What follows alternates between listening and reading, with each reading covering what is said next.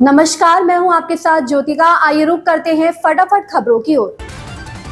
उत्तराखंड के सीएम पुष्कर सिंह धामी ने कहा, वीरता, साहस और सटीक रणनीति के साथ पीएम नरेंद्र मोदी के नेतृत्व में भारतीय सशस्त्र बलों ने एक निर्णायक जवाबी हमला किया और पाकिस्तान द्वारा पोषित 9 आतंकवादी ठिकानों को नष्ट कर दिया, जिससे पाकिस्तानी सेना को घुटने टेकने पर मजबूर होना पड़ा। भारत के लोगों ने हमारी सेना और देश के साथ खड़े होकर एकता और अखंडता का प्रदर्शन किया है।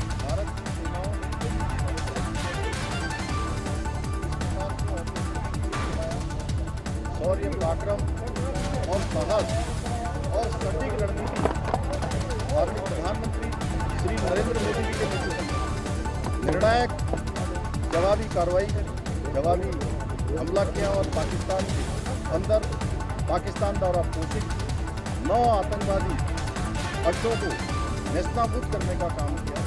पाकिस्तान की सेना को घुटने टेकने पर मजबूर किया।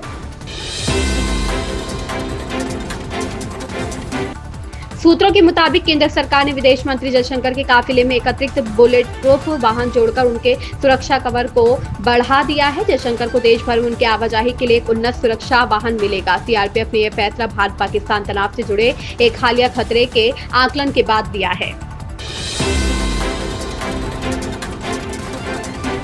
पाकिस्तान ने बुधवार को पंजाब में अटारी वाघा सीमा के रास्ते 23 अप्रैल को पकड़े गए बीएसएफ जवान पूनम कुमार शो को भारत को सौंप दिया।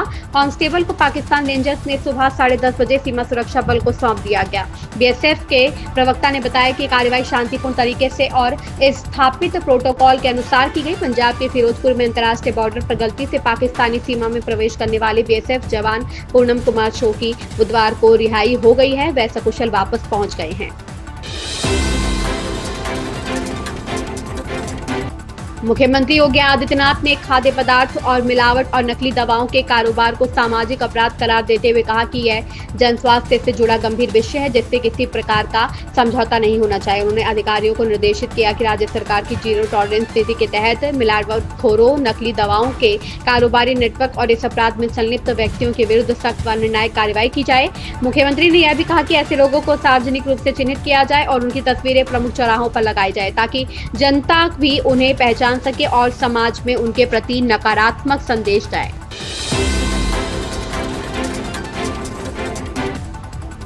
पाकिस्तान के साथ सीज फायर पर बनी सहमति को लेकर विपक्ष अब सरकार को घेरने में लगा है। आम आदमी पार्टी ने सीज फायर की घोषणा पर सवाल उठाए हैं। आज दिल्ली में आप कार्यकर्ताओं ने बैनर लेकर भाजपा सरकार के खिलाफ जमकर नारेबाजी की।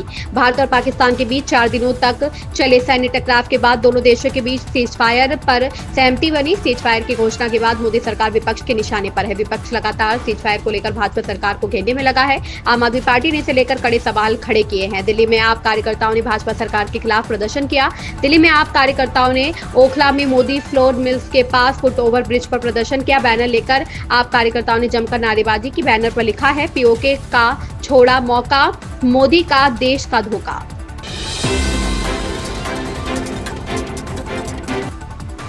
यूपी के मदरसों के पाठ्यक्रम में बदलाव किया जा रहा है। कक्षा 9 से 12 तक के बच्चों को यहां गणित और विज्ञान की शिक्षा दी जाएगी। मदरसे में कक्षा 9 से 12 तक के विद्यार्थियों को विज्ञान और गणित जैसे विषय भी पढ़ाए जाएंगे। यूपी बोर्ड की तर्ज पर इन विषयों को मदरसा बोर्ड के पाठ्यक्रम में शामिल किया जाएगा। इसके लिए शीघ्र ही निदेशक समाज कल्याण की अध्यक्षता में गठित कमेटी की बैठक होगी। प्रदेश में वर्तमान में 13,329 मान्यता प्राप्त मदरसे संचालित हैं। इनमें 12,35,400 छात्र छात्राएं अध्ययनरत हैं। इन मदरसों में 9,979 प्राथमिक व उच्च प्राथमिक स्तर कक्षा 1 से 8 और 3,350 माध्यमिक व उच्चतर माध्यमिक स्तर कक्षा 9 से 12 के हैं।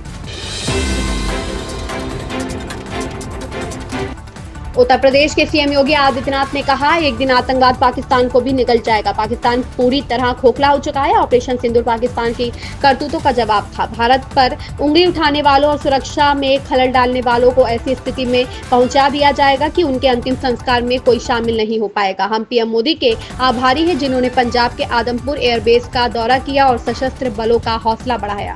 बहनों और भाइयों, पाकिस्तान की विफलता, आतंकवाद को उसके द्वारा दिए जा रहे प्रश्रय और यह आतंकवाद को उसके द्वारा दिए गए प्रश्रय इस बात को साबित करता है कि आतंकवाद एक दिन पाकिस्तान को भी निगल देगा। अमेरिकी राष्ट्रपति डोनाल्ड ट्रंप अपने 4 दिवसीय मध्य पूर्व के दौरे पर पहले पड़ाव पर मंगलवार को सऊदी अरब पहुंचे। सऊदी अरब की राजधानी रियाद में युवराज मोहम्मद बिन सलमान ने राष्ट्रपति ट्रंप का एयरपोर्ट पर स्वागत किया। सऊदी अरब दौरे में राष्ट्रपति ट्रंप सऊदी युवराज के साथ ईरान के परमाणु कार्यक्रम, गाजा युद्ध को समाप्त करने और तेल की कीमतों समेत कई अन्य मुद्दों पर बात कर सकते हैं। अमेरिकी राष्ट्रपति डोनाल्ड ट्रंप ने मंगलवार को सऊदी अरब के क्राउन प्रिंस मोहम्मद बिन सलमान से मुलाकात करके अपनी 4 दिनी पश्चिमी एशिया यात्रा की शुरुआत की।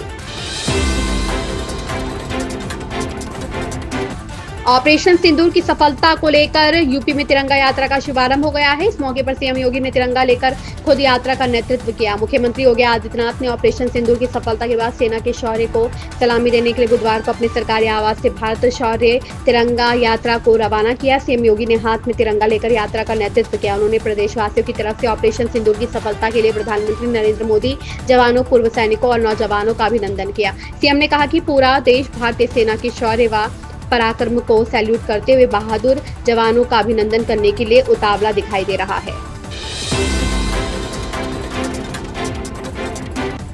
बसपा सुप्रीमो मायावती ने मध्य प्रदेश सरकार के मंत्री विजय शाह की सेना की महिला अधिकारी कर्नल सोफिया कुरैशी पर टिप्पणी को घृणित और असभ्य करार दिया है। उन्होंने कहा कि ऐसी मंत्री पर सख्त कार्रवाई होनी चाहिए जिससे कि देश का आपसी भाईचारा और समरसता बिगड़ने ना पाए। उन्होंने एक्स पर कहा कि पहले विदेश सचिव और फिर उसके बाद सेना की महिला अफसर के प्रति घृणित, असभ्य व अमर्यादित टिप्पणी वास्तव में जोश व उमंग के उस पूरे अच्छे माहौल को नष्ट करने वाली है जो पूरा देश भारतीय सेना की पाकिस्तान के विरुद्ध ऑपरेशन सिंदूर की सफलता से उत्साहित है। यह अति दुखद व शर्मनाक है। इन खबरों में बस इतना ही। बने रहिए हमारे साथ।